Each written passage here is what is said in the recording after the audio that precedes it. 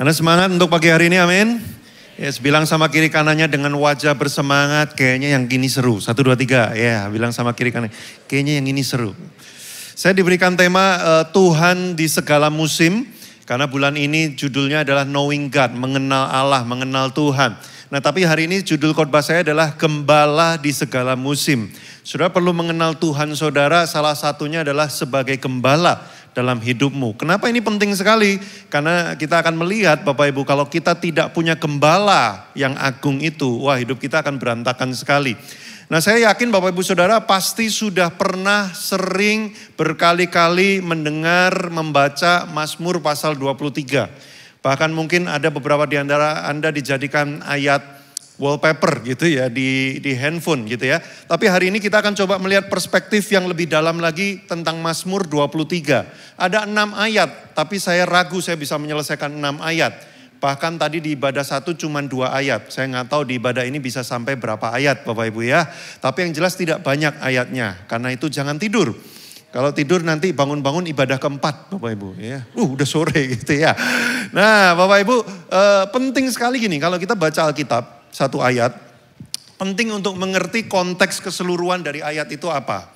Memang waktu kita baca satu ayat dan kita mencoba memahaminya, kita bisa dapat sesuatu. Tapi kalau kita paham konteks seluruhnya dan seperti apa, kita akan mendapat lebih utuh dan lebih banyak. Nah maka saya pengen Mazmur 23 kali ini sebelum saya jelaskan Bapak Ibu, saya akan menghabiskan waktu separuh dari durasi khotbah saya hanya untuk menjelaskan konteks kepada Bapak Ibu Saudara. Karena rupanya konteks penggembalaan domba di era ketika Mazmur 23 ditulis dengan zaman sekarang itu jauh sangat berbeda sekali. Maka kalau saudara baca Mazmur 23 dengan konteks image di kepala saudara seperti domba hari ini dan pengembalaan hari ini, dapat sesuatu enggak? Dapat. Tapi kalau saudara dapat konteks kondisinya kayak apa sih waktu Mazmur 23 ini ditulis? Gembalanya itu modelnya kayak apa, dombanya seperti apa, dibawanya itu seperti apa. Saudara dapat konteksnya, nanti saudara akan ngerti kenapa ayat-ayat ini powerful sekali. Kenapa kok ditulisnya kalimatnya kayak gitu. Nah saya akan habiskan separuh khotbah saya untuk memberi Anda konteks Bapak Ibu Saudara. Dimulai dari kita akan lihat satu video durasinya cuma 2 menit. Tapi ini akan menggambarkan lokasi geografis tempat waktu Mazmur 23 itu dituliskan kurang lebih kayak apa kondisinya. Supaya saudara paham yang dihadapi ini, para domba dan gembala ini menghadapi apa sih setiap hari dalam hidup mereka gitu ya. Oke mari kita lihat video konteks dari lokasi pengembalaan di Mazmur 23. Lines I see going down the slopes. It almost looks like a geologic formation, but it's imposed on the land as the sheep and goats move horizontally across those seperti ini tempatnya. They're everywhere. They're everywhere. Think of this for millennia as being a wilderness pasture for Judean shepherds. Nah, modelnya kayak Bapak Ibu. Jadi kambing domba itu jalan melintasi. I lack nothing. He makes me lie down in green pastures. He leads me beside quiet waters. He refreshes my soul. He guides me along the right paths for his name's sake. Even though I walk through the darkest valley, I will fear no evil. For you are with me. Your rod and your staff, they comfort me. You prepare a table before me in the presence of my enemies. You anoint my head with oil. My cup overflows. Surely your goodness and love will follow me all the days of my life, and I will dwell in the house of the Lord forever.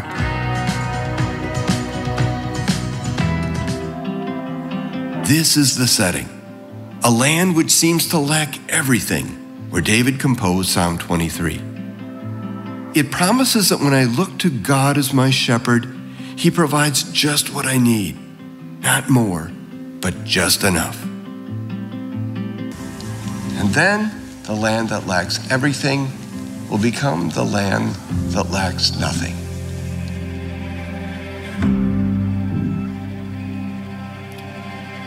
Bayangkan ini tempat yang dijalani setiap hari dan mereka akan melintasi modelnya tempatnya seperti ini Bapak Ibu Saudara. Oke, nah jadi Bapak Ibu Saudara perlu tahu Kalau zaman sekarang kambing domba itu dimasukkan kandang, lalu nanti gembalanya tiap hari nganterin rumput untuk mereka makan. Tapi sebenarnya yang terjadi pada zaman dulu nggak gitu. Yang ada adalah gembala akan bawa mereka keluar pergi untuk menemukan padang rumput dan tempat untuk minum air. Jadi mereka tidak tinggal di rumah di kandang, enggak. Bahkan jarang, hampir tidak pernah dikandangin. Karena mereka akan dibawa mengembara. Mengembaranya kemana? Tempatnya yang seperti tadi, Bapak Ibu Saudara. Ya, kalau saudara lihat dari atas, itu kan bukit, lereng, bukit, lereng, bukit, lereng, bukit, lereng. Gak ada yang tahu di mana lokasi ada rumput dan di mana ada tempat minum. Nggak kelihatan semuanya itu. Nah, itu kondisinya. Nah, sekarang kita akan lihat siapakah domba gitu ya. Boleh dimunculkan. Nah, siapakah domba? Ya, domba ini satu, tidak punya insting bertahan hidup, Bapak Ibu ya. Bahkan ada bahaya aja dia nggak tahu bahwa itu bahaya. Ya, sense of danger-nya almost zero. Kemudian penglihatan terbatas dan mudah bingung. Jadi dia tidak punya penglihatan yang jauh, ya. Dia cuma bisa lihat pendek aja. Dan dia mudah bingung, terdistraksi. Ada suara berisik, dia langsung panik, bingung sendiri. Ya, ada orang lari-lari kejar dia langsung panik, nggak punya kesadaran untuk lakukan apa. Nah, itu domba. Lalu kemudian tidak bisa lari cepat dari predator, ya. Memang imut, tapi cepat mati, saudara. Nah, itulah domba, ya. Tidak tahu cara cari air dan makan sendiri, Bapak Ibu. Kalau Anda biarkan dia diem aja dan tidak ada rumput di sekitarnya, dia bukan tipe yang strong will gitu ya. Wah, aku harus hidup, bertahan hidup, mencari makan kemana. Kagak, ya dia pasrah aja mati kemudian. Dan dia mudah tersesat hanya karena jauh sedikit. Bayangkan Bapak Ibu, kumpulannya ada di sana dan dia ada di sini. Dia bisa bingung cara baliknya ke kumpulannya gimana. Dia bisa tersesat. Ya, saudara mungkin bingung. Ada ya sebodoh itu? Ada. Itulah domba, Bapak Ibu. Nah, kita akan lihat satu video lagi untuk menegaskan dan memberikan gambaran kepada saudara sebodoh apa dan setidak mampunya apa si domba ini. Ya, boleh dibantu dimunculkan video tentang si domba. Ya. Baru diselamatkan dari selokan. Ya, kejeblos, diselamatkan. Kayaknya asik nih. Nyemplung lagi sudah. Nah, ini lagi mau keluar. Nyangkut. Dan mereka have no idea gimana cara beresinya. Pokoknya ya udah gitu aja, nyangkut aja terus. Minggir dong, lewat nih, minggir dong. Nah, ini mungkin beberapa pernah nonton nih. Diselamatkan dari lubang yang gelap. Puji Tuhan, haleluya, aku bebas. Sebenarnya ini domba. Ya, separah itu domba. Bayangkan makhluk separah itu ada di wilayah padang belantara seganas itu. Nah, maka butuh pihak ketiga yang namanya gembala. Nah, mari kita lihat gembala ya. Seperti apa gembala? Satu, gembala itu hidupnya nomaden. Jadi dia jarang tinggal di rumah. Kenapa? Karena dia mesti bawa keluar kambing dombanya untuk cari rumput. Begitu rumput di tempat itu habis, dia akan pergi lagi ke tempat yang ada rumput atau air berikutnya. Makanya Bapak Ibu bisa meninggalkan rumah hingga 100 km. Kalau sudah baca di cerita-cerita Yakub ya, Daud dan sebagainya. Mereka menggembalakan domba itu bisa sampai jauh sekali. Bahkan kalau sudah dengar ceritanya anak-anak Yakub ya, lagi mengembalakan domba, lalu si Yusuf disuruh nyusul saudara-saudaranya yang 10 orang itu.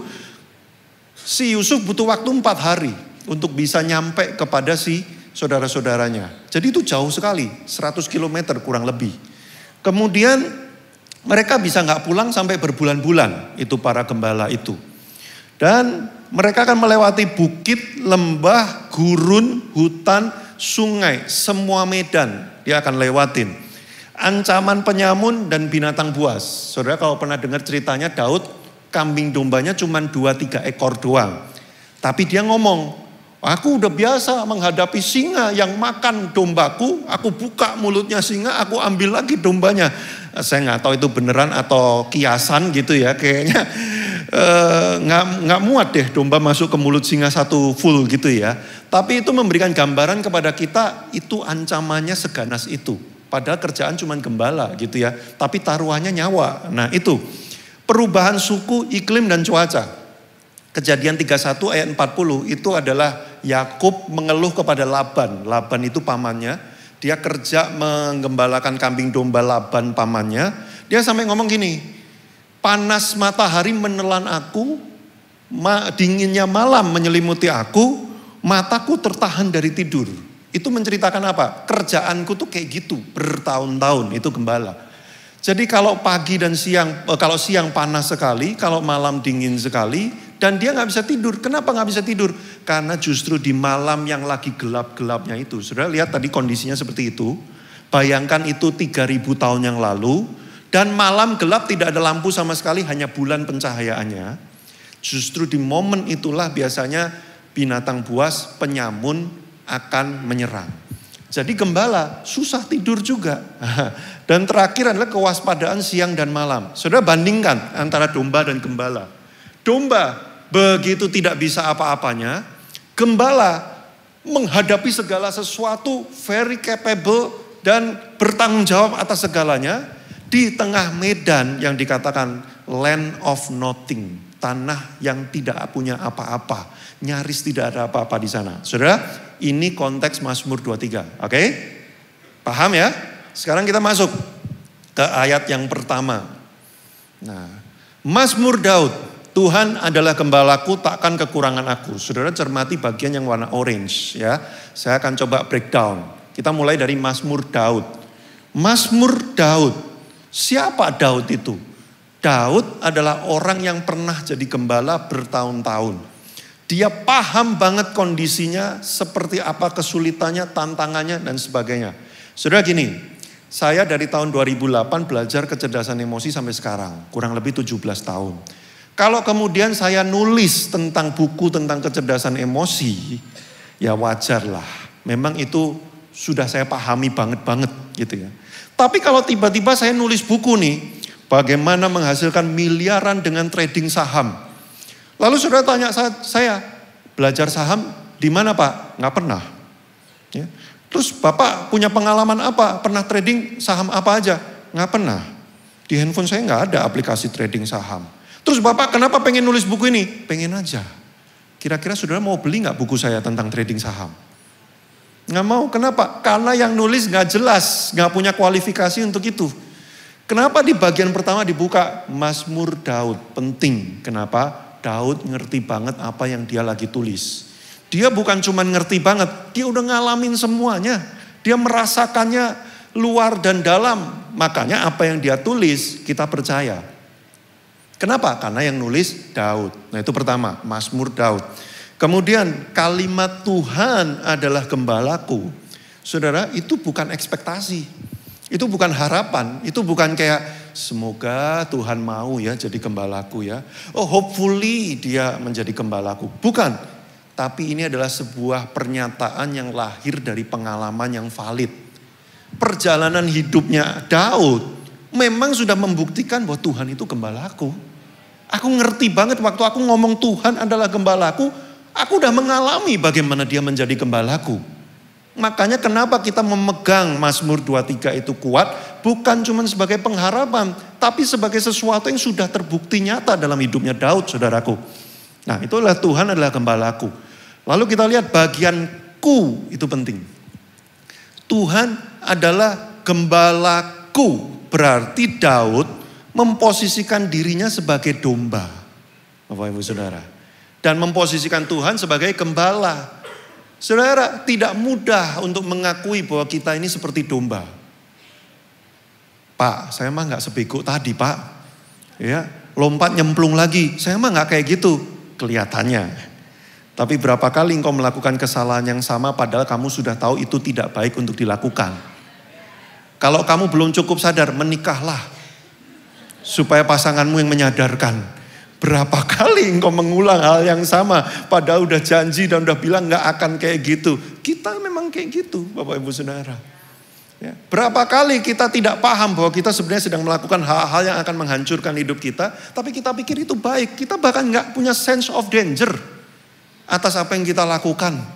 Ya. Mungkin secara physically gak sebodoh tadi, tapi secara mentally kita mirip-mirip sebenarnya. Nah, Daud paham itu dan saudara harus tahu loh, Daud itu siapa loh? Daud itu bukan orang bego dan bukan orang yang gak punya kemampuan apa-apa loh saudara. Daud itu raja.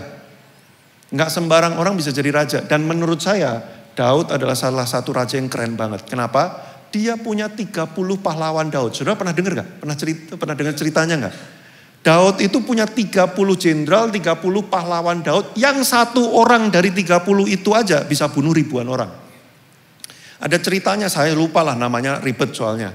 Satu orang pegang pedang di tengah ladang begitu ya. Dia lawan ratusan orang, dia bunuh semua sampai pedangnya nempel di tangannya. Itu satu dari 30. Bayangin ada 30 orang kayak gitu ngikut Daud. Pertanyaan saya, mana ada orang hebat mau ngikut orang yang gak bisa apa-apa? Gak ada. Orang hebat pasti mengikuti orang yang lebih hebat dari dia. Betul gak saudara? Makanya di corporate, di company, kalau ada orang yang jago banget, dia lihat pemimpinnya gak bisa apa-apa. Kesel dia. Dia mau ngikut orang ini karena dia lihat ini orang punya sesuatu yang gue gak punya. Dia lebih hebat dari saya ikut dia. 30 orang hebat ikut Daud. Jadi Daud itu bukan orang yang ecek-ecek. Dia pinter loh, saudara. Daud itu jago strategi loh. Dia pinter berstrategi, diginiin supaya dapat gini, supaya dapat gini. Dia orang cerdas. Tapi kehebatan Daud yang begitu rupa, dia menyadari, aku ini cuma domba. Tuhan adalah gembalaku. Ini penting, kenapa Bapak Ibu? Kita seringkali berpikir, kita hebat. Kita akan bisa ngadepin hidup ini. Semua masalah dengan uangku, dengan kepintaranku, koneksiku, pengalamanku, aku akan bisa lewatin semua. Tunggu sampai engkau ada dalam sebuah musim di mana semua itu tidak berarti lagi. Tapi seringkali musim itu datang ketika kita sudah terlambat menyadari. Maka saya mau katakan pagi hari ini Bapak Ibu Saudara, engkau butuh Tuhan menjadi gembalamu. Tidak peduli sepintar, sehebat, sekaya apa pengalamanmu, engkau butuh Tuhan menjadi gembalamu. Saudara, saya itu tipe orang yang sangat mengagung-agungkan kepintaran. Kelihatan dari jidat saya. Saya itu, yang lain-lain oke, tapi kalau kepintaran, itu buat saya itu sangat utama sekali. Dan saya pikir saya itu sangat pintar banget saudara. Saya pikir saya ini orang yang cerdas lah, bisa memahami banyak hal. Yang rumit-rumit dalam-dalam saya bisa. Tapi satu titik tertentu saya sadar ada kondisi-kondisi tertentu. Kepintaran saya tidak bisa menyelamatkan saya sama sekali. Kalau bukan Tuhan gembala saya akan seperti domba itu yang gak ngerti harus bagaimana Bapak Ibu Saudara. Maka kalimat Tuhan adalah gembalaku, dibuka dengan kalimat Tuhan adalah gembalaku. Itu penting. Karena itu pernyataan bahwa Tuhan aku butuh engkau. Dalam segala musim dalam hidupku, aku butuh engkau. Pertanyaannya adalah apakah hidupmu selalu dibuka dengan Tuhan adalah gembalaku? Atau jangan-jangan aku gembala atas hidupku sendiri. Ini penting Bapak Ibu Saudara. Karena Tuhan adalah gembalaku, takkan sebuah keyakinan tidak mungkin, tidak akan, never ever, tak akan pernah. Dari mana keyakinan itu datang? Bukan karena aku Daud, bukan karena aku raja, bukan karena 30 jenderal yang bersama dengan aku, tapi karena Tuhan gembalaku. Saudara jangan percaya diri, percaya Tuhan. Karena dirimu ini seringkali bisa dipercaya, seringkali juga enggak. Ada waktunya kita bisa percaya diri karena kita lagi fit-fitnya, kita lagi pinter-pinternya, kita lagi cemerlang-cemerlangnya. Tapi ada satu masa kita gak bisa percaya sama diri kita. Karena kita gagal, karena kita nemuin kita punya kelemahan. Keyakinan Daud, takkan kekurangan aku, bukan dibangun di atas dasar kehebatannya dia. Tapi dibangun di atas dasar siapa? Karena Tuhan adalah gembalaku. Makanya Bapak Ibu, takkan kekurangan. Kata kekurangan ini penting kenapa? Karena Tuhan menjanjikan engkau akan selalu cukup apa yang kau butuhkan. Tidak selalu berkelebihan tetapi cukup. Sudah lihat, yang dikejar dunia hari ini adalah lebih. Dunia gak mengejar cukup. Karena dunia bilang tidak pernah cukup. Pertanyaan saya saudara gini, kalau gak pernah cukup kapan lebihnya? Orang itu bisa bilang lebih karena dia tahu kapan cukupnya. Saudara minum air. Kapan saudara bisa bilang, udah kelebihan ini, kebanyakan, minumnya udah kebanyakan. Kalau orang Jawa bilang kelempokan. Ya kalau orang Bandung nggak tahu apa istilahnya. Kebanyakan, kapan saudara bisa tahu kalau ini sudah lebih? Waktu saudara tahu kapan cukup. Tapi dunia nggak pernah kenal cukup. Tapi pengennya langsung lebih. Makanya saudara stres. Tapi kalau engkau digembalakan oleh Tuhan, engkau tahu yang cukup itu kapan. Dan seringkali yang namanya cukup, ya sudah cukup. Nggak perlu lebih pun, sudah cukup. Saudara tahu nggak maksudnya cukup? Cukup itu nggak butuh lebih, itu maksudnya cukup. Saudara makan 10 sendok kenyang. Mau dikasih 10 sendok tambahan lagi, ya boleh iya boleh enggak, tapi nggak butuh. Itu namanya cukup, Bapak Ibu Saudara. Di dalam Tuhan, Tuhan tidak selalu berjanji hidupmu akan lebih. Tapi Dia memastikan engkau cukup. Takkan kekurangan dalam hal apapun yang engkau butuhkan. Masalahnya Tuhan memastikan engkau cukup dalam yang engkau butuhkan. Tapi seringkali kita kurang dalam apa yang kita inginkan. Saudara, kadang-kadang kita pengen tapi bukan itu yang kita butuhkan. Banyak orang yang dibutuhkan dalam hidupnya apa? Hikmat. Tapi yang dia cari pengennya apa? Uang. Makanya dia dikasih uang seberapa banyak pun bubar terus hidupnya. Karena dia gak punya hikmat. Tuhan tahu yang kau butuhkan adalah hikmat. Kalau engkau minta kepada Dia, cukup hikmatmu untuk mengelola uangmu. Tapi manusia gak mau. Maunya apa? Yang aku pengen duitnya aja. Gak usah kasih hikmat, kasih duitnya aja. Dikasih duit terus, bubar terus karena gak punya hikmat. Makanya saudaraku, takkan kekurangan aku. Artinya apa? Dalam hidupmu bersama dengan Tuhan yang menggembalakan engkau. Engkau pasti cukup, tidak kekurangan dalam hal yang kau butuhkan. Yang kau pingin, yang kau inginkan belum tentu dapat. Tapi namanya orang udah cukup ya it's fine dong. Nggak masalah dong. Sudah sejak saya tahu paham ini, sekitar 5-7 tahun terakhir, saya udah nggak pusing loh saudara dengan hidup ini. Buat saya berpakaian kayak gini saya udah cukup, udah ganteng banget. Bener gak sih saudara? Asik. Saya gak butuh yang lebih mahal daripada ini. Saya mau dikasih baju yang harganya 10 juta pun, saya tetap sama gantengnya.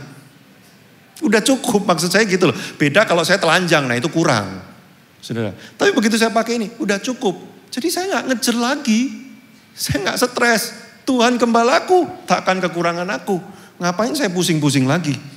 Nah itu loh Bapak Ibu. Seringkali kenapa kita pusing? Satu, kita gak menjadikan Tuhan sebagai gembala. Dua, kita gak paham Tuhan berusaha memenuhi apa yang kita butuhkan. Kita malah mencari apa yang kita gak butuhkan hanya karena kita pengen. Bilang sama kiri kananmu, jangan gitu ya. 1, 2, 3. Jangan gitu ya. Pemain keyboard dimanapun Anda berada, tunjukkan pesonamu. Kalau saya yang khotbah, pemain keyboard istirahatnya cuma sebentar. Ya, karena khotbah segera selesai. Oke. Dalam semua kelemahan, ketidakberuntungan, dan keterbatasanmu, Tuhan menjamin engkau tidak akan kekurangan. Seringkali yang membuat kita panik itu kenapa? Karena kita berpikir, kalau aku cukup hebat, aku punya kelebihan yang banyak, aku punya kemampuan yang luar biasa, barulah aku nanti tidak berkekurangan. Tapi let's get real aja Bapak Ibu Saudara, kita semua punya keterbatasan. Sudah pernah gak berpikir gini, kenapa sih kok aku gak bisa berbisnis sepinter dia? Dia tuh kok pinter banget ya cari duit ya, apa aja bisa dijual, sampah aja ada yang jual, ada yang beli kalau dia yang jualan. Duh kok dia pinter banget ya ngomong ya, enak banget ya, wah fluent banget. Duh kok Sinta Rosari suaranya bagus banget ya, kenapa suaraku gak kayak dia? Sudah kadang-kadang kita berpikir gini, karena aku punya keterbatasan, karena aku punya ketidakmampuan, bahkan kadang-kadang karena hidupku malang dan sial, makanya aku jadi begini hidupku, tidak jadi berkekurangan. Sudah saya beritahu, sekalipun engkau lemah, engkau punya keterbatasan, bahkan sekalipun kemalangan mendatangi hidupmu, Tuhan menjamin kamu tetap tidak berkekurangan. Karena Dia gembalamu. Sudah lihat si domba, kurang bego apa ini domba? Saudara, kurang lemah apa dia? Kurang gak bisa apa-apa dia. Makanya saudara kalau orang dibandingkan sama domba, sering tersinggung kita. Kita mah gak separah domba Pak, gitu ya. Kenapa sih analogi ini dipakai? Untuk memberitahu gini loh. yang paling gak bisa apa-apa, paling malang di antara rantai kehidupan, yang paling lemah di antara itu, tetap tidak kekurangan apa-apa kalau ada gembala yang benar. Jadi ini bukan soal dombanya, ini soal gembalanya. Siapapun dombanya, seperti apapun dombanya, asal gembalanya adalah gembala yang benar dan agung, engkau tetap baik-baik aja. Pertanyaannya, siapa gembala hidupmu? Ini bukan soal kamu, ini soal siapa yang menuntun hidupmu, saudara. Sejak saya tahu itu, saya menerima diri saya. Saya emang gak bisa kayak gini, saya memang lahir di keluarga yang berantakan. Saya punya banyak kemalangan dalam hidup saya. Saya kurus, orang seringkali melihat, ini gak meyakinkan kalau jadi pembicara. Nggak masalah selama Tuhan gembalaku, takkan kekurangan aku kok. Sudah paham sekarang? Kalau engkau mengenal siapa Tuhanmu, engkau nggak khawatir lagi dengan hidupmu. Because it is not about you anymore. Ini bukan tentang apa yang kamu bisa. Sudah saya pikir, dulu saya akan sukses karena saya pinter ngomong. Sudah lihat dari tadi nggak pakai contekan, loncer kan saya kan. Saya pikir saya akan berhasil karena itu loh saudara. Bukan. Setelah saya jalani hidup saya baru sadar. Saya bisa ada di titik ini karena Tuhan yang menuntun saya. Karena dia gembala saya. Sadarnya saya kapan? Sepinter-pinternya saya ngomong, tetap ada yang gak mau dengerin saya. Tetap ada yang tidur di tengah kebaktian di mana saya lagi berkhotbah. Saudara. Dan tetap ada yang bilang khotbahnya jelek ya hari ini. Ada ya, kurang ajar ya. Gitu saudara. Udah kayak gini gitu kan. Saya baru sadar ternyata orang kalau mau denger saya, itu bukan karena saya pinter ngomong. Karena Tuhan yang menolong saya. Karena dia gembala saya. Jadi kalau suatu hari saya udah gak bisa ngomong lagi dan saya gak bisa lakukan apa-apa lagi. I will find. Karena Tuhan adalah gembala saya. Bukan karena saya pinter ngomong, duit saya banyak dan sebagainya. Sudah nanggap gak apa yang saya coba sampaikan? Saya udah ekspres banget nih ngomongnya nih. Terakhir, aduh kurang 3 menit, cepet banget. Kalau saya boleh gak sih dikasih jatah sejam khotbahnya ya? Just kidding. Saya lewat ini, saya langsung ini. Ini bagus. Ini bagus.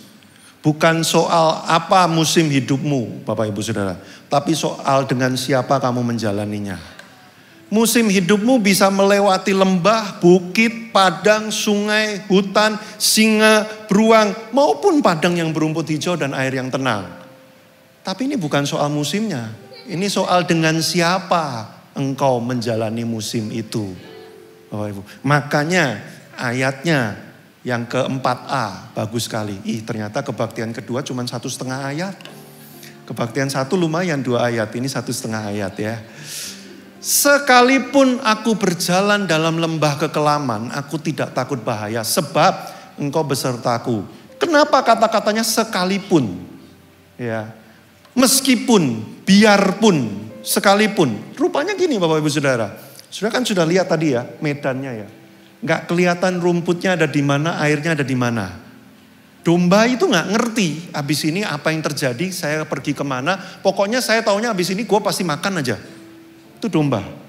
Nah di tengah perjalanan menuju ke padang rumput berikutnya, seringkali kita akan lewat lembah kekelaman.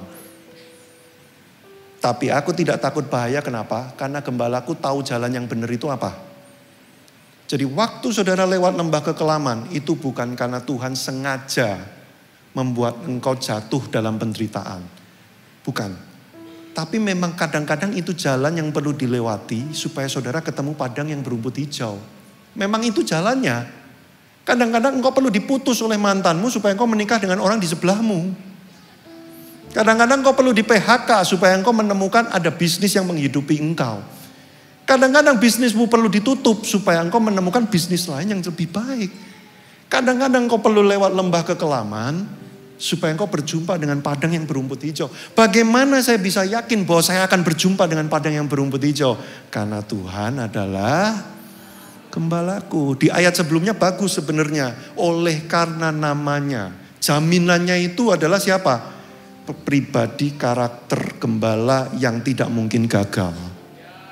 Jadi sekalipun kau sedang ada dalam musim lembah kekelaman, aku tidak takut bahaya. Sebab engkau itu siapa? Gembala yang sudah terjamin oleh karena namanya, pribadinya, karakternya, El Shaddai, Immanuel, El apa, itu semua jaminannya. Bapak Ibu Saudara, maka saya tutup dengan statement terakhir. Tuhan sudah menjadi gembala kita di segala musim dalam hidup kita. Tapi pertanyaannya adalah, apakah engkau mengikuti Dia di segala musim dari hidupmu? Seringkali kenapa kita kejeblos lagi? Bukan karena Tuhan gak hadir di situ. Karena engkau sudah keluar dari pengembalaannya Tuhan. Selama engkau di dalam pengembalaannya Tuhan, kejeblos pun Dia akan ambil engkau. Kejeblos lagi, Dia akan ambil engkau juga lagi. Saudara, bukankah ada perumpamaan? Kalau ada domba yang tersesat, gembala agung itu akan mencari, menemukan, membopong di atas pundaknya, membawa pulang kembali. Jadi apa yang kau khawatirkan dan apa yang kau takutkan? Musim kehidupan pasti akan selalu berjalan. Pengkhotbah mengatakan ada waktu tertawa, ada waktu kita menangis. Ada waktu kita menabur, ada waktu kita akan menuai. Semua udah ada waktunya. Tapi sekalipun itu sedang musim menangis, jangan khawatir. Karena Tuhan adalah gembalamu, takkan kekurangan engkau. Sekalipun dalam tangismu, takkan engkau kekurangan damai sejahtera. Oleh karena namanya. Mari kita menyanyikan satu lagu. Mari kita renungkan lagu ini. Kita datang di hadapan Tuhan.